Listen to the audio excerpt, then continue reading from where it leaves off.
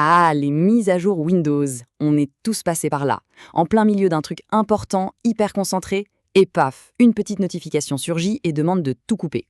Alors aujourd'hui, on va décortiquer ce phénomène et surtout, on va essayer de comprendre pourquoi ça semble toujours, mais alors toujours, arriver au pire moment. Et voilà, le message tant redouté. On a tous senti cette petite goutte de sueur, pas vrai? C'est le signal que Windows a décidé de faire le grand ménage, que ça nous arrange ou non. Mais bon, derrière ce message un peu autoritaire, vous allez voir, il y a une logique. Et elle est plutôt essentielle.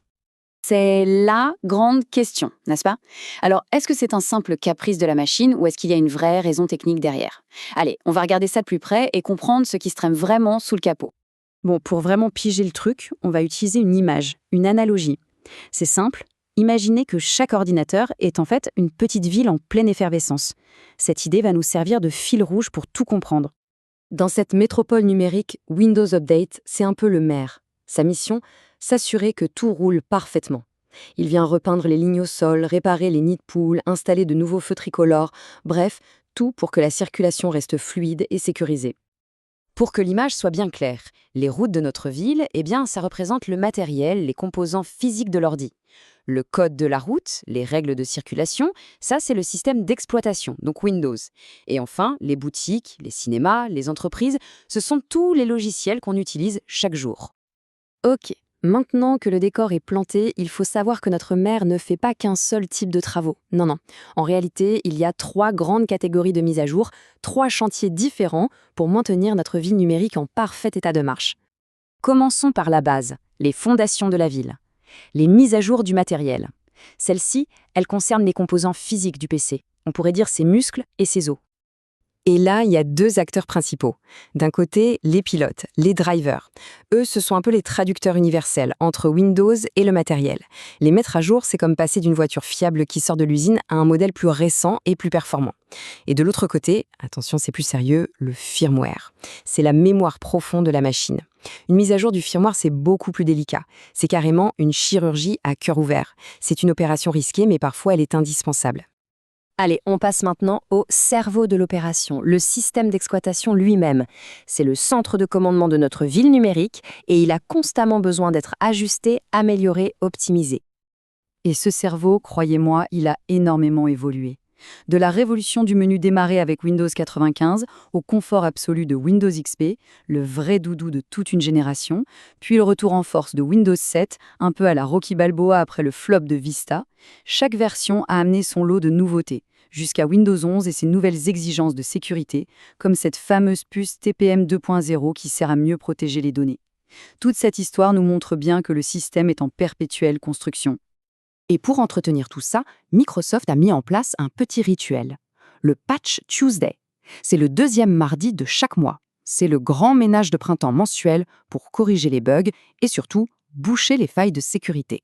Le risque, parfois, le plombier qui vient réparer une petite fuite finit par inonder tout l'appartement. Une mise à jour peut mal se passer et en casser une autre. Ça arrive. Et enfin, la 3e et dernière catégorie de travaux, ça concerne les logiciels. Les outils qu'on utilise tous les jours, le navigateur web, le traitement de texte, les jeux. Eux aussi, ils ont leur propre vie, leur propre mise à jour, et elles sont tout aussi cruciales pour la sécurité et la compatibilité. Bon, maintenant, on sait à peu près ce que sont les mises à jour. Mais la vraie question, c'est pourquoi sont-elles si insistantes? La réponse, en fait, elle tient en 3 mots. Sécurité, compatibilité et performance. Ce sont les 3 piliers qui empêchent notre ville numérique de tomber en ruine. Le point le plus important, c'est vraiment la sécurité. Ignorer une mise à jour, c'est un peu comme laisser la porte de sa maison grande ouverte avec un panneau « Servez-vous ». Ensuite vient la compatibilité, parce que la technologie évolue à une vitesse folle. Et enfin, les performances, parce qu'une bonne mise à jour peut souvent donner un sacré coup de fouet à une machine qui commence à ramer un peu. Au final, l'objectif est assez simple et cette petite phrase le résume plutôt bien. Accepter de faire les mises à jour, c'est s'offrir une certaine tranquillité d'esprit en sachant que sa machine est plus stable, plus sûre et plus efficace. D'accord, les mises à jour, c'est important. Mais est-ce qu'on est condamné à les subir passivement? Absolument pas. Il est tout à fait possible de reprendre les rênes et de devenir le maître du calendrier, pour que ça colle à nos besoins. Voilà la marche à suivre. C'est tout simple. Dans les paramètres de Windows Update, on peut très facilement planifier les redémarrages, par exemple au milieu de la nuit.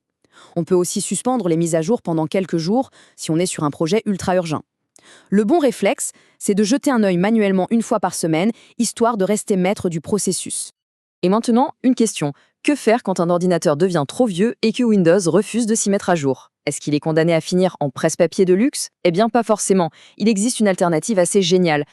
Et cette solution, elle s'appelle Linux. C'est un autre système d'exploitation souvent bien plus léger et moins gourmand en ressources. Il peut littéralement redonner une seconde jeunesse à une machine que Windows considère comme obsolète. Le calcul est vite fait. Regardez, Linux est gratuit, il est conçu pour être rapide même sur du vieux matériel. Et surtout, il continue de recevoir des mises à jour de sécurité. Franchement, c'est une excellente façon de prolonger la vie d'un ordinateur et d'éviter un peu de gaspillage électronique. Alors voilà, que ce soit sur un PC flambant neuf avec Windows ou une vieille machine sauvée par Linux, la philosophie reste la même. La prochaine fois qu'une notification de mise à jour apparaît, il ne faut plus la voir comme une punition, mais plutôt comme un entretien nécessaire, un petit check-up numérique qui protège et renforce notre outil de travail. Bien sûr, on ne va pas se mentir, le risque zéro n'existe pas. Il arrive, parfois, qu'une mise à jour crée plus de problèmes qu'elle n'en résout. C'est une expérience frustrante que beaucoup ont vécue, et ça nous rappelle que même la meilleure des maintenances peut, de temps en temps, avoir des ratés.